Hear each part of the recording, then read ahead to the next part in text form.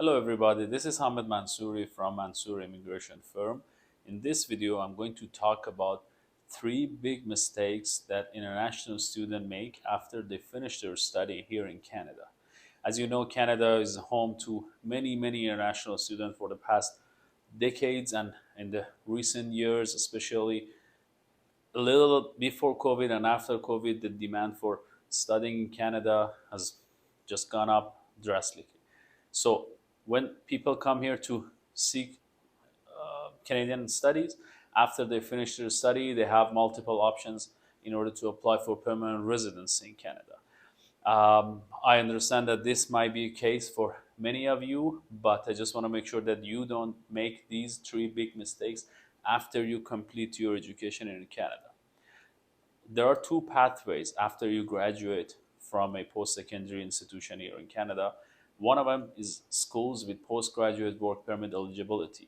Postgraduate work permit is a work permit that gives you time to work here in Canada legally, freely, with certain limitations for any employer you want, you wish to, without any limitation in time during the week, in order to obtain Canadian experience and apply for express entry or other pathways for permanent residency. The duration of postgraduate work permit depends on the duration of your study. It's obvious that you have to follow certain rules in order to be eligible for postgraduate work permit. But when you do and when you finish your education in timely manner and with all the restrictions and all the limitations, you can apply for a postgraduate work permit. For example, if you study for 1 year for a 1 year program here in Canada, you will be eligible for a 1 year postgraduate work permit. But if your program of study is 2 years or more, you will be eligible for 3 years of up to 3 years postgraduate work permit. It doesn't matter if your program study is 2 years or 4 years or 3 years, still the maximum length of postgraduate work permit is 3 years. And it's a one-time opportunity. So, for example, you cannot study here for 2 years, get a 3 year postgraduate work permit. After you finish that, you go to another school, study, and then get another postgraduate work permit. It's a one-time thing. When you finish your when you finish your study, these three tips will help you. Technically, these three things to avoid help you to have a better future in Canada. The first one is to apply for a postgraduate work permit in a timely manner.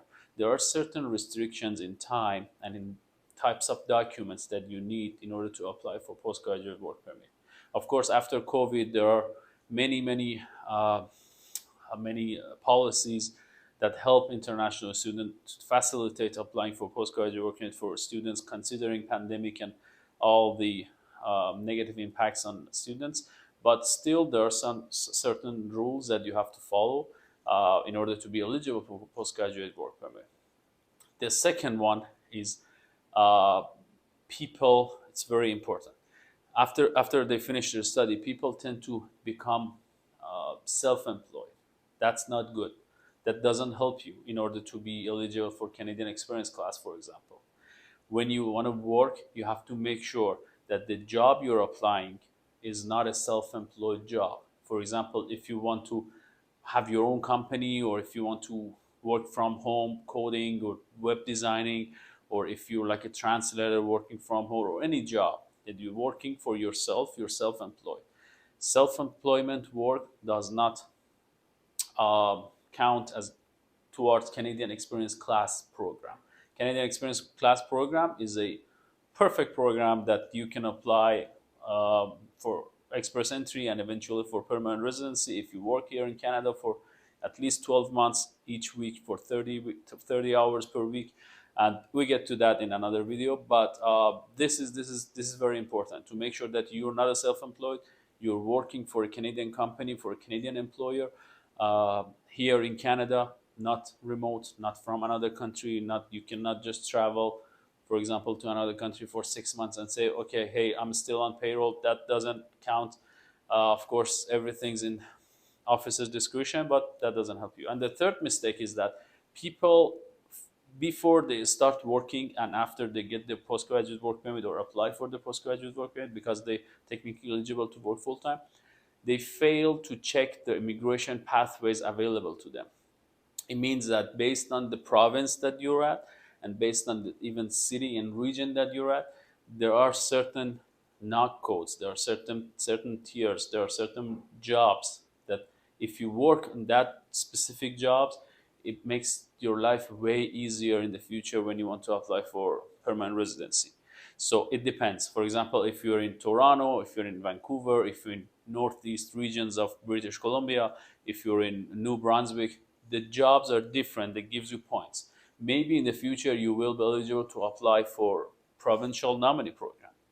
Maybe after 1 year, it's very easy for you to apply for express entry. Maybe the job that you have doesn't qualify under express entry system.